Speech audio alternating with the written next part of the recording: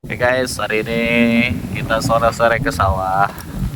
Kita mau ngecek kondisi padi. Sekarang usia 3 4 ya 38 sekarang. 38 HST guys. Kita lihat cek seperti apa. Nanti di 45 kita lakukan lagi penyemprotan. Karena penting sekali guys, di usia padi 45 hari itu penting pemberian nutrisi. Karena kenapa? Karena di fase itu fase transisi dari vegetatif menuju generatif guys. Jadi kalau kita salah pemberian nutrisi nanti hasilnya kurang bagus. Wah, banyak burung yang masuk guys. Oke guys, ini padinya seperti ini. Nah, oke guys, ini padinya cukup bagus guys. Ini padi kita tanam jenisnya Invari 32. Jadi sebelah sini juga masih yang kita. Ini usia 38 hari. Nanti di 45 hari kita akan lakukan lagi penyemprotan dan pemberian MKP sama Gibgro guys. Pemberian pupuk Gibgro. Ini ZPT Gibberlin. Supaya apa? Supaya batangnya besar, terus juga batang untuk malainya lebih panjang ya, nantinya malainya panjang-panjang. Oke guys, ini cukup bagus guys.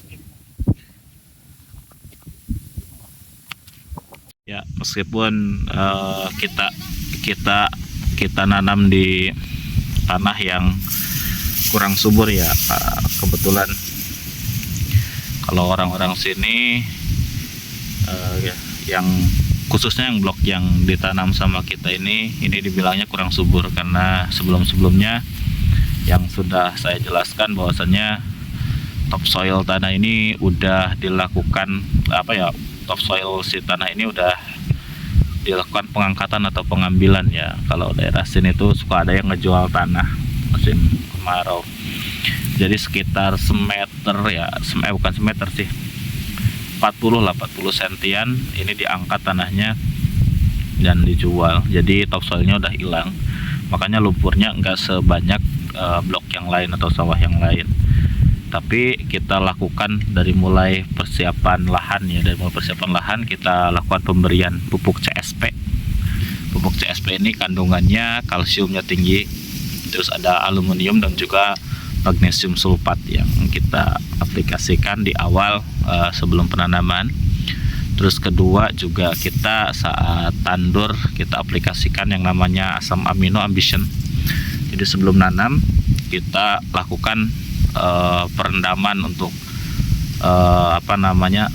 bibit padinya, kita celupkan dulu si akarnya itu agar bisa merangsang nantinya pertumbuhan akarnya lebih cepat dan mengurangi stres. Tapi hasilnya alhamdulillah guys, ini cukup baik ya. Di usia 38 pertumbuhannya tidak terlalu tertinggal dengan padi di sebelah lahannya guys.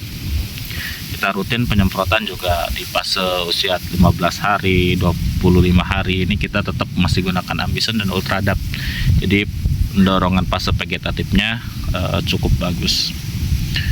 Nah, ini rencananya untuk nanti di usia 45, karena ini fase krusial ya, fase transisi antara dari fase vegetatif menuju generatif. Nanti kita akan dorong juga dengan nutrisi, kita pakai monokalium fosfat atau monokalium fosfat atau MKP ya.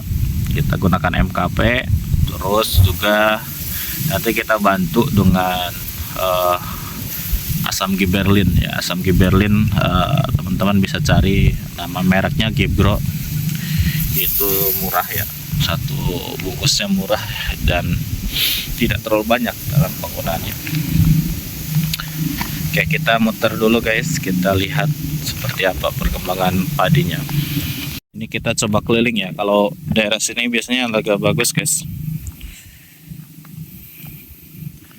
tapi kalau daerah sana tuh ada yang kurang bagus karena di sini masih agak tebal tanahnya. Tapi kalau ujung sebelah sana sangat tipis banget. kita muter, kita keliling. Wah, ada rumput guys, ada gulma yang tumbuh di situ. Itu dibuang guys. Nanti kita buang, kita lanjut. Kondisinya cukup bagus juga nih, dari ujung ke ujung kita lihat. Rumput kayak gitu tuh, dia suka nginjak-nginjak padinya guys. Jadi padinya tuh runtuh tuh, banyak tuh guys, banyak burung. Itu tuh, nantinya tuh dia nginep di situ kalau nggak di nggak di ini sore-sore. Ya, jalannya becek, aku pakai sandal lagi. Oke, kita muter ke sebelah sana aja guys. Ini biar burungnya nggak pada nginep malam ini di sini. Banyak rusak, padinya diinjak guys. Ini udah di ujung guys. Emang ini yang punya kita, yang di lahannya sudah diambil topsoil, dan ini lahan milik orang lain guys. Ini di pertumbuhannya, kalau dari pertumbuhannya ini enggak terlalu beda jauh ya guys. Ini bisa dibedakan, ini yang milik orang lain, ini yang milik kita ya guys.